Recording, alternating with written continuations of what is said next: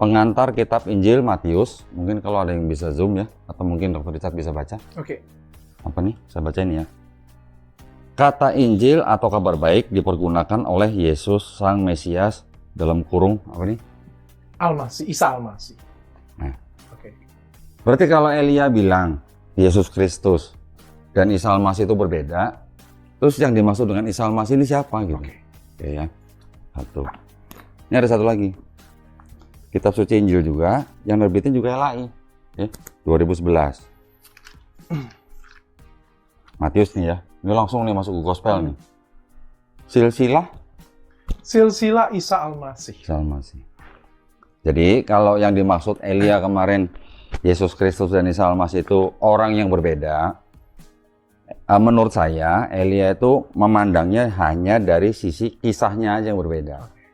Yesus Kristus tidak disalib, dia hanya diserupakan. Itu adalah teologinya Al-Quran. Dan itu bersumber dari Al-Quran, bukan bersumber dari kitab kami. Tapi bagaimanapun dari data sejarah yang membuktikan bahwa itu beda, maka tidak boleh saling difaksakan.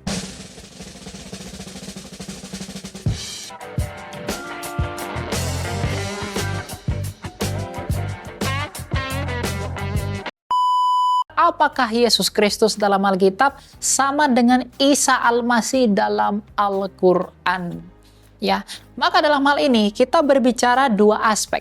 Yang pertama, kita berbicara dari segi bahasa. Yang kedua, kita berbicara dari sejarah atau histori. Yang kemudian nanti kita bisa menyimpulkan apakah Yesus Kristus dalam Alkitab sama dengan Isa Almasih dalam Al-Quran. Kalau kita tinjau dari bahasa, sejatinya Yesus Kristus itu sama dengan Isa Almasih dari sudut pandang bahasa. Karena itu tentang korespondensi fonetik. Ya, bahasa Yunaninya nama Yesus adalah Iesu, lalu ditambah dengan sufiks s untuk menandakan dia maskulin. Nah, kemudian orang-orang Syria itu menyebutnya dengan dua sebutan, ada menyebutnya dengan Iso, ada kemudian menyebutnya dengan Isa. Di dalam orang Arab menyebutnya sebagai Yeshua. Kemudian di dalam bahasa Ibrani disebut dengan Yehoshua atau juga Yosua Hamasia. Yang dalam bahasa Yunani disebut dengan Yesus Kristus, yang artinya Yesus Kristus atau Yesus Sang Juru Selamat dalam bahasa Indonesia. Jadi secara bahasa, Isa Almasih dan Yesus Kristus itu adalah sama. Tapi kemudian kalau kita berbicara tentang sejarah, maka kita harus melihat tinjauan sejarah dari kedua tokoh yang dimasukkan oleh masing-masing kitab suci ini. Yesus Kristus yang dimasukkan oleh Alkitab, bagaimana sejarahnya? Isa Almasih yang disebutkan oleh Al-Quran, bagaimana sejarahnya? Yang pertama, kita harus mengakui bahwa dari aspek sejarah, kemunculan Alkitab dengan Al-Quran itu adalah dua masa yang berbeda. Alkitab itu selesai dikanonkan itu pada akhir abad keempat Masehi di Kartago. Sedangkan Al-Quran itu datang 300 tahun setelahnya, yaitu pada abad ke-7. Jadi, kita tidak bisa menyamakan antara Alkitab dengan Al-Quran. Karena Alkitab itu lebih tua 300 tahun sebelum Al-Quran itu ada. Nah, tapi meskipun demikian, kita harus melihat secara fair. Apakah memang data sejarah yang dimaksudkan oleh Alkitab tentang Yesus dengan data sejarah yang disebutkan oleh Al-Quran mengenai Isa, apakah sama? Kalau hal ini sama, tentu tidak akan ada pertentangan. Tapi masalahnya ini berbeda. Misalnya, di dalam Alkitab, disebutkan bahwa Yesus Kristus itu lahirnya di kandang domba di Bethlehem. Dan itu didukung oleh fakta sejarah, misalnya tulisan Eusebius dan juga tulisan-tulisan sejarah yang lainnya. Namun bagaimana dengan Isa? Dia dikatakan lahir di bawah pohon kurma. Nah, sekarang ini menjadi pertanyaan buat teman-teman Islam, apakah Isa yang lahir di bawah pohon kurma ini punya data sejarah yang sejaman atau sebanding di periode pewahyuan tersebut? Nah, kalau tidak punya, maka kita tidak bisa bandingkan dengan Alkitab. Karena bagaimanapun kesaksian Alkitab bahwa Yesus lahir di kandang domba itu didukung oleh data di luar Alkitab, yaitu data sejarah yang disebutkan oleh Eusebius tadi. Lalu bagaimana dengan Isa Almasih yang disebutkan dalam Al-Quran yang memang lahirnya di kandang domba? Apakah punya data sejarahnya? Ya, sejauh ini saya belum menemukannya. Oleh karena itu, dari aspek kelahirnya saja dia berbeda. Kemudian yang berikutnya, ibu dari Yesus. Ibu Yesus bernama di Alkitab bernama Maria, ibu Yesus.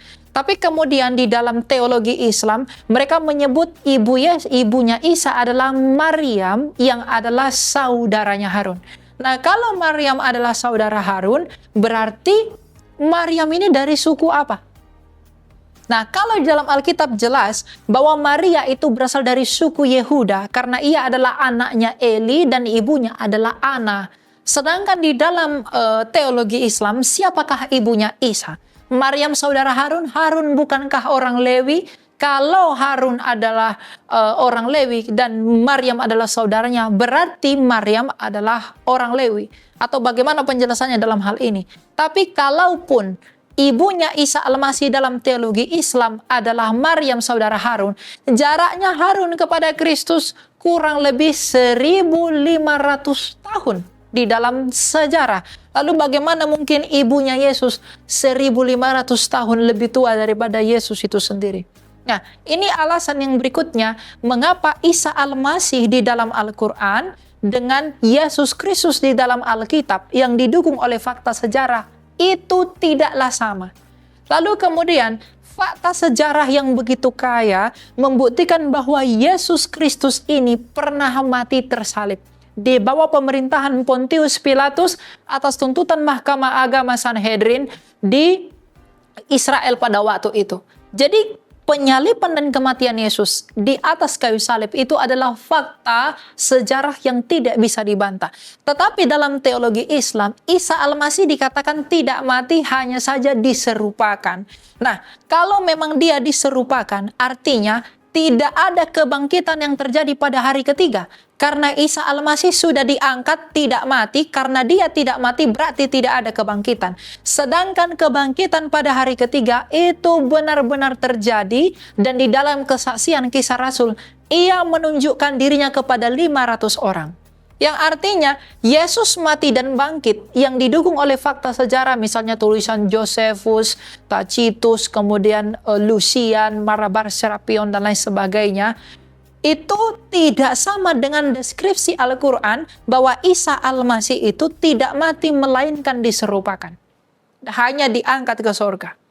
Nah, jadi dari hal ini, itu tidak sama kecuali teman-teman Islam bisa membuktikan data sejarah di abad pertama yang lebih tua dari data Josephus yang menyanggahi atau yang mendukung bahwa Yesus itu diserupakan. Ketika teman-teman Islam mungkin berkata, Isa Al-Masih kami itu adalah Yesus Kristusnya kalian. Nah, sekarang pertanyaan saya, apakah kesaksian Isa Al-Masih atau argumen tentang Isa Al-Masih dia diserupakan itu memiliki fakta sejarah yang lebih tua atau jangankan lebih tua, yang sama tuanya dengan data sejarah yang kami miliki? Dalam hal ini adalah tulisan Josephus di abad pertama. Ya, sampai hari ini sayang sekali saya tidak pernah menemukan itu. Jadi dari fakta sejarah sendiri, Yesus Kristus dengan Isa Al-Masih di dalam Al-Quran tidaklah seorang pribadi yang sama. Lalu kemudian tujuan kedatangan Yesus Kristus itu dan Isa Al-Masih di dalam teologi Islam tidaklah sama. Sekalipun teman-teman Islam mengatakan bahwa Isa akan datang menghakimi, lalu itu hanya dipandang sebagai nabi saja, kami memandang bahwa Yesus Kristus datang ke dunia sebagai hakim karena dia adalah Allah, sebab hanya Allah yang pantas untuk menghakimi. Jadi kalau diperkatakan bahwa Yesus Kristus dalam Alkitab sama dengan Isa Al-Masih dalam Al-Quran, demi memasakkan teologi-teologi tertentu, sebenarnya itu adalah pilihan untuk tetap menjadi bodoh. Karena data sejarah membuktikan tidak demikian. Jadi, saya mengajari Anda, saya menyampaikan hal ini kepada teman-teman, itu dengan motivasi bahwa Yesus Kristus dalam Alkitab tidaklah Isa Al-Masih dalam Al-Quran. Sehingga kita tidak perlu berdebat lagi untuk menyamakan bahwa Yesus Kristus dalam Alkitab itu tidak disalib, Yesus Kristus itu hanya diserupakan. Karena bagaimanapun, Yesus Kristus tidak disalib, dia hanya diserupakan, itu adalah teologinya Al-Quran. Dan itu bersumber dari Al-Quran, bukan bersumber dari kitab kami. Tapi bagaimanapun dari data sejarah yang membuktikan bahwa itu beda, maka tidak boleh saling dipaksakan. Karena kalau saling dipaksakan, hal ini menunjukkan bahwa pemaksaan bahwa Isa Al-Masih dalam Al-Quran sama dengan Yesus Kristus dalam Alkitab, itu hanya akan memperlemah posisi orang yang memaksakan itu. Karena Isa Al-Masih di dalam Al-Quran itu tidak lebih lengkap data sejarahnya dibandingkan dengan Yesus Kristus di dalam Alkitab. Jadi kalau kita lihat dari metodologi histori, Isa Al-Masih di dalam kitab suci teman-teman Islam, itu akan kalah dengan Yesus Kristus di dalam Alkitab secara pembuktian mengenai eksistensi pribadinya berdasarkan deskripsi kitab suci kita masing-masing. Jadi memang Yesus Kristus dalam Alkitab bukanlah Isa Al-Masih dalam Al-Quran. Isa Al-Masih dalam Al-Quran adalah Isa Al-Masihnya mereka tersendiri, yang punya teologi dengan maksud mereka, sehingga dalam hal ini toleransi yang berarti membiarkan, maka kita membiarkan Isa Al-Masih itu dengan teologi mereka sendiri. Maka dengan demikian hubungan yang timbal balik pun berlaku, bahwa Yesus Kristus yang ada di dalam Alkitab bukanlah Isa Al-Masih yang dalam Al-Quran. Sehingga teologi yang kami lahirkan dari datangnya Yesus Kristus dalam Alkitab tidak perlu saling dibentur-benturkan dengan Isa Al-Masih yang ada di Al-Quran, yang memang bukanlah pribadi yang sama berdasarkan fakta sejarah dan juga data histori yang telah saya sebutkan tadi. Nah, secara logika, teman-teman, saya mau mengajak Anda untuk berpikir. Baik Alkitab maupun Al-Quran sama-sama diakui adalah kitab suci. Kalau kita saling memaksakan bahwa Isa Al-Masih dalam Al-Quran adalah Yesus Kristus dalam Alkitab, berarti di antara keduanya yang adalah sama-sama firman Tuhan ini ada yang salah. Karena deskripsinya bukan hanya berbeda, tapi bertentangan. Berarti kalau kita memaksakan Yesus Kristus dalam Alkitab adalah Isa Al-Masih dalam Al-Quran, sedangkan deskripsi Isa Al-Masih dalam Al-Quran bertentangan dengan deskripsi Yesus Kristus dalam Alkitab, dan Yesus Kristus dalam Alkitab punya data dan fakta sejarah yang begitu valid, sedangkan Isa Al-Masih dalam Al-Quran saya belum tahu keberadaannya bagaimana, kalau saling dibenturkan itu tidak pernah merugikan kekristenan. Tapi itu hanya akan merugikan pihak mereka yang selalu membanding-bandingkan itu. Karena mereka memang tidak pernah sama. Artinya, kalau kita atas nama toleransi, kalau memang kita bertoleransi, maka biarkanlah orang Kristen dengan Yesus Kristusnya tanpa memaksa teologi Isa Al-Masih dalam kitab suci kamu, dan kami pun tidak akan memaksa teologi Yesus Kristus kepada Isa Al-Masih yang ada di dalam Al-Quran. Karena itu adalah dua hal yang berbeda. Jadi kesimpulannya, baik secara logika, karena keduanya ini adalah sama-sama dianggap sebagai firman Allah, di mana Alkitab memiliki data sejarah dan juga Al-Quran saya tidak tahu apakah mereka punya atau tidak. Kalau memang Anda punya, boleh tunjukkan. Tetapi Yesus Kristus yang ada dalam Alkitab itu didukung oleh literatur sejarah dan memang ada di dalam dunia, sesuai dengan peninggalan-peninggalan dan inskripsi, itu tidak pernah sama dengan Isa Al-Masih yang ada di dalam Al-Quran. Jadi jangan pernah sama-samakan, karena bagaimanapun, sekali lagi saya katakan, itu hanya akan merugikan pihak yang lain, bukan pihak kekristenan. Karena secara data, literatur, pembuktian, kekristenan selalu lebih unggul, dan kekristenan selalu lebih terdepan dibandingkan seluruh kepercayaan yang ada di bumi ini kalau berkaitan dengan pribadi Yesus Kristus itu sendiri.